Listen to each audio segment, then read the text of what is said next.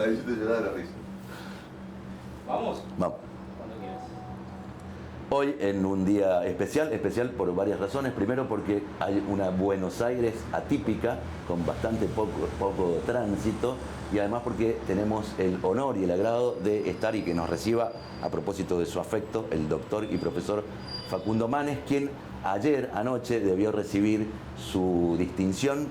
Me refiero a el personaje ilustre, al ciudadano ilustre de la ciudad de Buenos Aires, que como sabemos, esta distinción se otorga en 1973 y vaya casualidad, se le otorgó en su primera instancia a Fangio, a Jorge Luis Borges y a Leloir, uno de nuestros premios Nobel y médico como Facundo. ¿Qué te significó esta cosa tan súbita de no recibir una distinción tan importante a propósito de esto que realmente es inédito y que a todos nos sacó de plano, ¿no? Bueno, la verdad que lo tomé como, si bien era un momento para recibir amigos, uno de ellos era vos, me parece que cuando la situación, el contexto nos pone ante algo más importante que nosotros, algo más grande que nosotros, también es una satisfacción haber suspendido esto para contribuir al bienestar general, a las medidas que estamos tomando todos para cuidarnos del coronavirus. Así que yo creo, y la ciencia lo demuestra, que tener un sentido de propósito, tener un sentido de pertenecer a algo que nos supera, nos hace muy bien.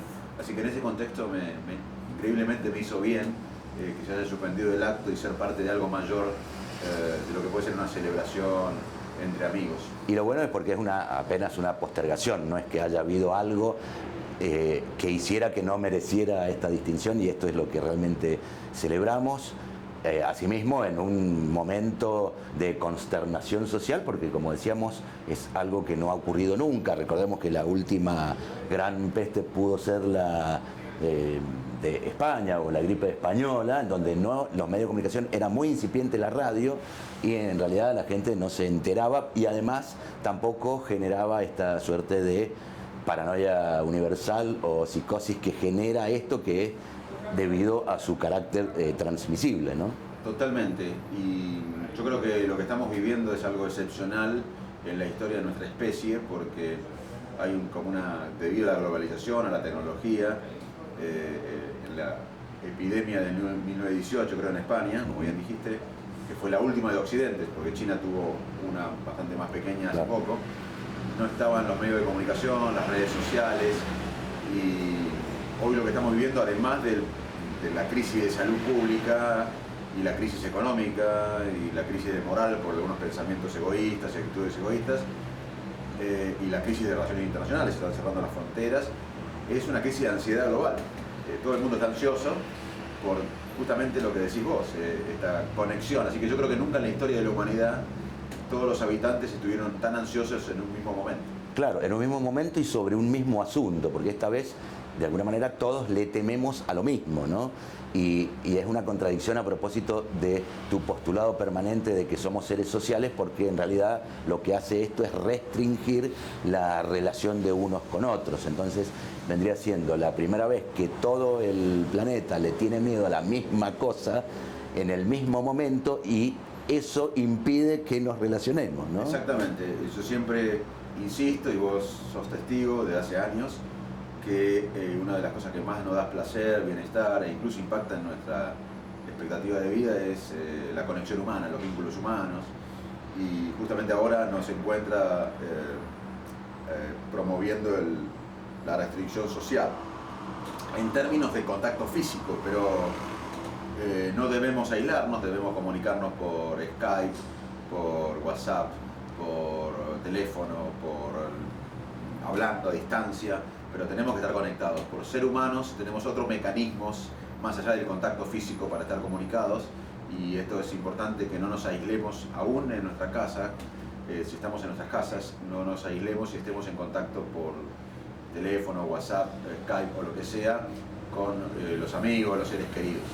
Claro, y esto obviamente que también se puede hacer ahora, no se pudo hacer en otro momento a propósito de que no había la conectividad que existe ahora, de que podamos comunicarnos de igual manera y contactarnos de igual manera, si bien es de forma virtual, pero sigamos en comunicación. Pero esta comunicación también, y sin lugar a dudas, lo que hace es alentar la posibilidad de, digamos, acentuar el temor, básicamente, de que podamos ser nosotros los que contraigamos este virus y la letalidad del virus, que sabemos que hay muchas discusiones en esto. Y, a ver, que estas discusiones, primero, no quiero que modifiquen lo que debemos hacer ante todo, ¿no? Que es mantener la distancia, quedarnos en casa, por un lado, pero por el otro lado, sin lugar a duda, se magnifica la problemática de la enfermedad a propósito de la propia difusión, ¿no?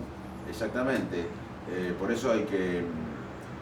Nosotros estamos preparados para detectar el peligro, somos muy buenos, como básicamente lo más importante que hacemos es sobrevivir. Si vos decís cuál es la conducta humana primaria, sobrevivir. Y para eso tenemos que detectar el peligro. Y tenemos un buen sistema de detección de peligro, que es el sistema del miedo.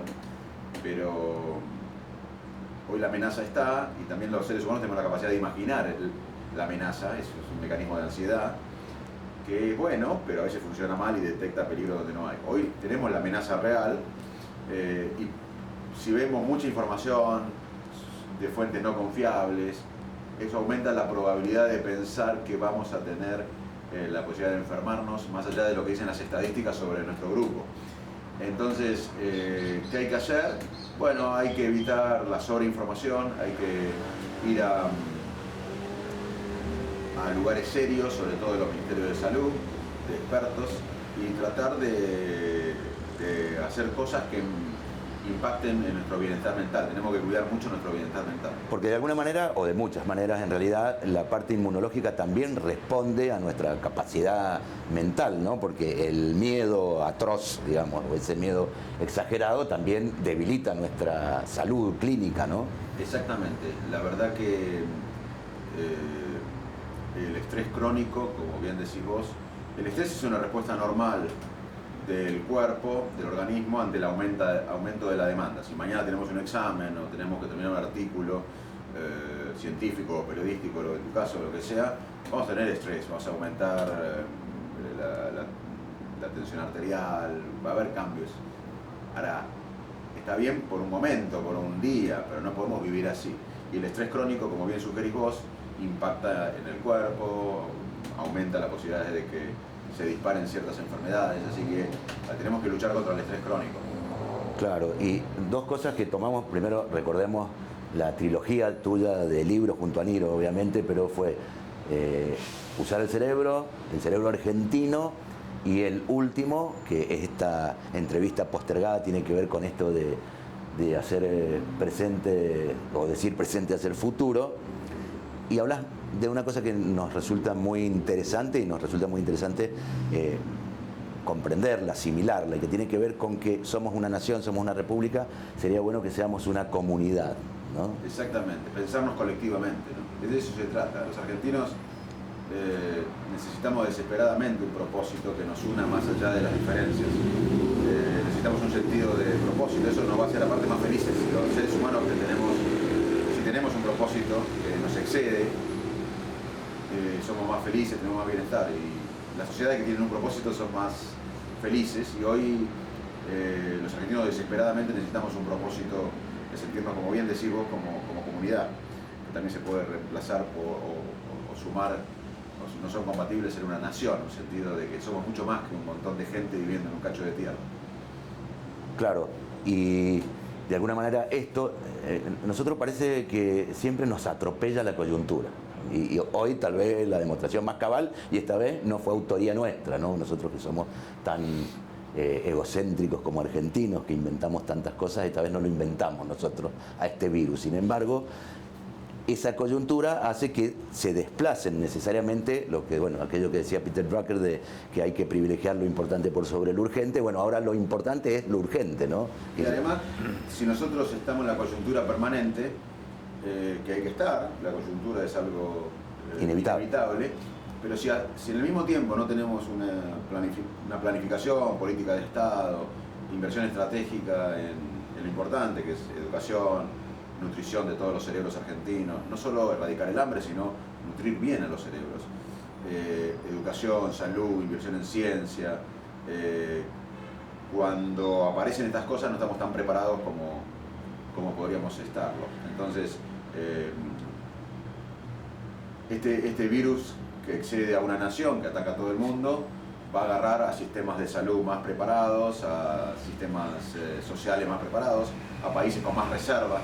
Entonces, no está mal estar en la coyuntura, pero si a la vez nos dedicamos a lo estratégico, en los momentos que cambie el contexto podemos estar más preparados. Es compatible dedicarse a la coyuntura y es necesario, pero también tener planes estratégicos. Claro, entonces, bueno, haciendo un salto imaginario, en 10 días se termina esto de esta pandemia del coronavirus, se descubre la vacuna, se cura.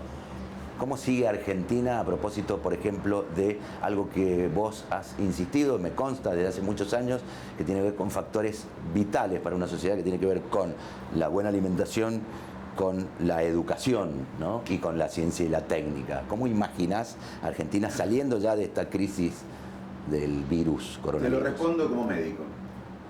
Un paciente que está complicado, Argentina es un paciente complicado, tenemos niveles inmorales de hambre, de malnutrición, de pobreza, no generamos riqueza para darle bienestar a 45 millones, no tenemos política de Estado clara en temas estratégicos, estamos divididos, o sea, es un paciente complicado. Debemos mucho, no tenemos recursos para afrontar esas deudas, o sea, estamos de acuerdo que es un paciente complicado, tenemos una de las inflaciones complejas del mundo, etcétera, etcétera. El paciente desde la medicina puede hacer las medidas adecuadas y mejorar o puede empeorar.